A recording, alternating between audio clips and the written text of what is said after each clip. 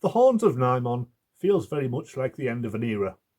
It's the last complete story to be made in the 1970s, and the last one with Graham Williams as producer and Douglas Adams as script editor. The show feels very different from the next story onwards, and that's probably for the best, as this one shows that the current style is wearing very thin.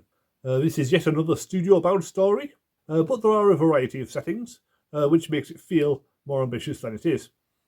First up, there's the Skonnon spaceship, where we meet the Anethan tributes, who are all pathetically weedy and just a pretty useless bunch all round.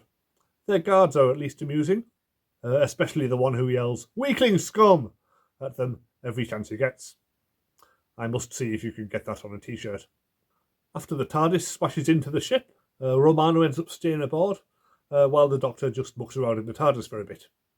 These scenes are probably the peak of Tom Baker's self-indulgence in the role, with an overuse of comedy sound effects, and a bit where the Doctor attempts to revive K9 with CPR. As good as Tom Baker has been, it's finally starting to feel like he's been in the role too long, and it's probably about time he moved on. Lalla Ward, on the other hand, gives possibly her best performance in this story. She comes across as an early prototype for a female Doctor, standing up to the villains without screaming or crying, and looking after the useless Anethans like they were her companions.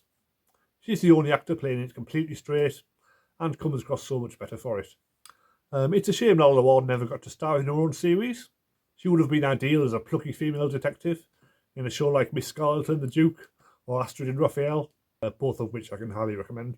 But I guess there weren't that many shows like that back in the 80s, apart from Juliet Bravo. When the spaceship finally gets to Skonnos, the budget limitations do become apparent, as there's no back wall to the set. It's just a blank screen. The costumes are magnificently elaborate though, if a bit silly, so it seems all the budget must have gone on then. From there, it's not too far until they get to the domain of the Nimon, which is a maze of shifting corridors. It's a bit basic, but strangely effective. The Nimon itself is yet another dodgy monster. It's all been downhill since the Daleks this season. It's really just a skinny bloke in a mask with bright yellow horns. As an idea for a race of aliens, it's not terrible, and it's a decent riff on the Minotaur legend, but as with so much else in this show, the execution is sadly lacking. I actually wouldn't mind if they brought the Nimon back for the new series. With an updated modern look, they could work quite well, but I guess the God Complex is the closest we're ever going to get to that. The rest of the story is nothing to get excited about. Romana is transported to Krinoth, the last planet the Nimon ravaged. We don't see much of it, but it definitely has a different look and feel to Skonnos, so you can tell the designers have at least tried to do a good job. The ending of the story is a bit sudden, as all the Nimon are blown up, and they cut straight to the Doctor and Romana back at the TARDIS. It definitely feels like there wasn't enough time to wrap everything up.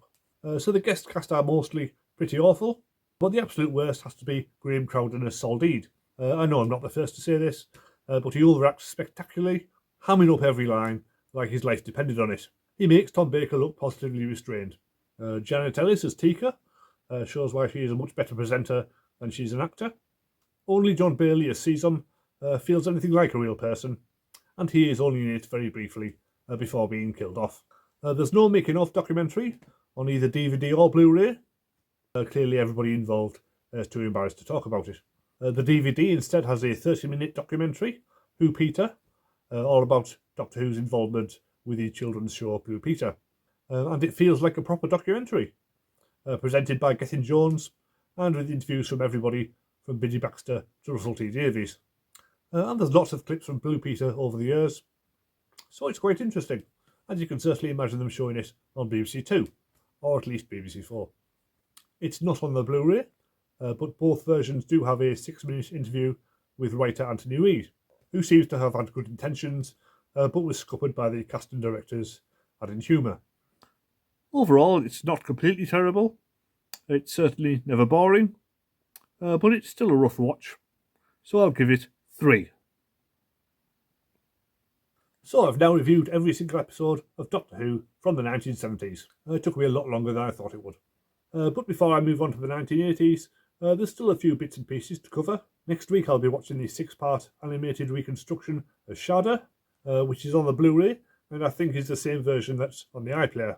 So far, the only version I've seen is the one Big Finish did with Paul McGann, and that was 20 years ago with very basic animation. So it'll be interesting to see how this one compares. So subscribe if you want to see that, or check out the link in the description to browse through my playlist containing my reviews of every 1970s Doctor Who story. See you next time.